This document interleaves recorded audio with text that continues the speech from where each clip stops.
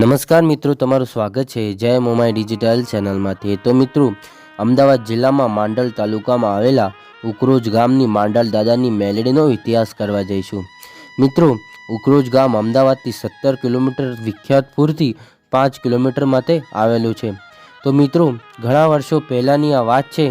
રજવાડાના સમયે એક વખત એક દેવી પૂજકનો કબીલો ફરતા ફરતા એ ઉકરોજ ગામમાં આવીને પોતાનું ડંગડું નાખે છે અને એ કબીલામાં માંડળ દાદા પોતાની સાથે માં મેલડીનો કરંડિયો પણ લાવેલા હતા। માંડળ દાદા અને એમની પત્ની હરખાબા માં મેલડીને રોજ ધૂપદીપ કરીને સેવા પૂજા કરતા। પછી તો ધીરે ધીરે જતાં 80 વર્ષની ઉંમર થઈ ગઈ હતી અને પણ એમની શેર માટીની ખોટ હતી।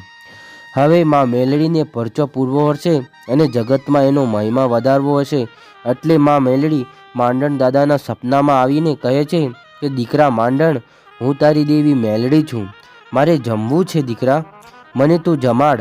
પછી તો સવાર થતાં પોતાની નાથને ભેગી કરી અને તેમની રાતના 12ના ટકોરે નાથના ને વચ્ચે માં મેલડીનો કરંડિયો મૂકી અને ધૂપેલિયા કરવા લાગ્યા અને ગુકળ છંટાવા લાગ્યા। અને માંડળ દાદા અને હરખાબા બંને જણા જેમ નાના બાળકને જમાડતા હોય ને એમ એક એક કાળીઓ માં મેલડીને જમાડવા લાગ્યા। જમાડતા જમાડતા બંને જણોની આંખમાં આંસુ ધડધડ છળકવા લાગ્યા અને ત્યારે નાથના લોકો બોલ્યા, આજે તમારે નાથને ભેગી કરી છે અને માં મેલડીને બેસાડ્યા છે અને આમ રડતા રડતા જમાડશો, એવું તો થોડી બને ભાઈ। ત્યારે માંડળ દાદા બોલ્યા કે સાંભળો મારી નાથ, આજે મારી અને હરખાની 80 વર્ષ જેટલી ઉંમર થઈ ગઈ છે, અમારે ઘેર શેર માટીની ખોટ પણ છે માડી, આમ અમારા મરી જવા પશ્ચાત મારી માં મેલડીને જમાડશે કોણ અને કોણ એની સેવા પૂજા કરશે? આટલી વાત કરે ત્યાં તો કુડા કરંડિયામાં સવા વેતની નાગણી એવી માં મેલડીની વાત રાખવી હશે આટલી માં મેલડી બોલી। એટલે દાદા માંડણ અને હરખુબા ડોશીની કરુણ પોકાર સાંભળીને તેનાથી કરંડિયામાં રહેવાયું નહીં અને માં મેલડી માંડળ દાદાના કોઠે ધૂણવા આવ્યા અને બોલ્યા કે મારી નાથ, હું કુડા કરંડિયાની નાગણી બોલું છું, હું મેલડી બોલું છું, માંગો માંગો મારી નાથ, હું કુડા કરંડિયાની મેલડી છું। હે મારી ઉગતા પોરની મારી માં દેવી મેલડી, તું માંડળના કોઠે હાચા હાચ ધૂણવા ઉતરી હોય ને તો અમે નાથ આટલું જ કહીએ છીએ કે આજ બંનેની ઉંમર 80 વર્ષની થઈ ગઈ છે અને તેમની શેર માટીની ખોટ છે, પછી તારા નિવેદ કોણ કરશે?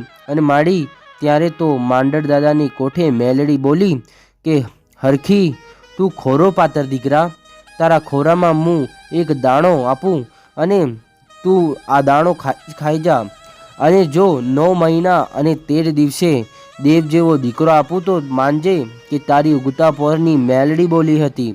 પછી તો નાથે પરમાણ માંગ્યું। માં બોલી, કાલે સવારે ઝોપડાના પાસે રાયડનું ઝાડ સુખાયેલું છે ને, આ ઝાડમાં તે એક કૂપર ફોડું તો માનજો કે દાદા માંડળની દેવી બોલી હતી। પછી તો સવારે ઉઠી ઝોપડાના પાછળ જઈ અને જોયું તો ક્યાંય કૂપર દેખાતી નથી અને દેવીએ તો અમને છેતર્યા છે એમ આ બંને જણા ત્યાંથી ભાગી જવાનો વિચાર કરે છે।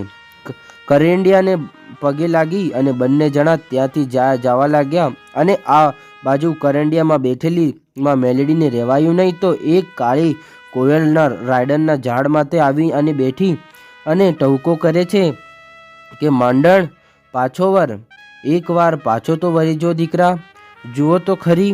ત્યાં તો માંડળ દાદાના કાને આવાજ સંભળાયો અને હરખુ ડોશી અને માં મેલડી બોલાવતી હોય એમ લાગે છે।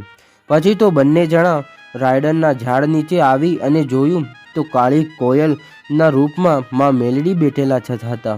માં મેલડી બોલ્યા કે દીકરા માંડણ, તારી મેલડી ઉપર તને ભરોસો ના રહ્યો ના દીકરા? પછી તો માંડળ દાદાએ માથામાંની પગડી ઉતારી અને આટલું કહ્યું કે અબ્બાર, મારી નાથ જાગશે અને તે કહ્યાનું હતું ને કે સુકાયેલા રાયડનને 3 કૂપળો ફોડી, એ અમને ના દેખાયા અને ના દેખ્યા માડી, અને અમારી નાથ આવીને જોશે એ અમને ગમશે તો ખરી, પણ અમારી માને કહે ખોટા વચન કહે એ અમને સહન ન થાય માડી. અમે અહીંથી હાલતા થયા એટલે માં મેલડી બોલ્યા, સાંભળ માંડણ, આજી સુધી તમારી નાત કોઈ જાગ્યું નથી, એટલે તમે પણ જઈ અને સૂઈ જાઓ. હમણાં દિવસ ઉગે અને તમારી નાત જાગે એ આવીને જોવે, રાયડનના ઝાડ માટે નજર કરે અને એના પહેલે મેં તો 3 કૂપડ કીધા હતા, પણ દિવસ ઉગતા પહેલે 5 કૂપડો ફોડું તો માંજે કે તારા કરંડિયાની મેલડી બોલી હતી. પછી તો સવાર થતાં નાત જાગી અને કહ્યું કે દેવી આજે તો તમે 80 વર્ષની લીલી કૂપડો ફોડી. અને મિત્રો 5 લીલું કૂપડો ફોડી રાયડનના ઝાડ માટે. હવે તો અમને વિશ્વાસ થઈ ગયો કે માંડણનો વંશ રહેશે હો માડી. પછી તો મેલડીમાના દર્શન કરીને નાથ પોતપોતાના ઘરે જાય છે અને બાજુમાં હરખુબાઈ મારી માં મેલડીને જોગમાયા મેલડીના ભજન કરે છે.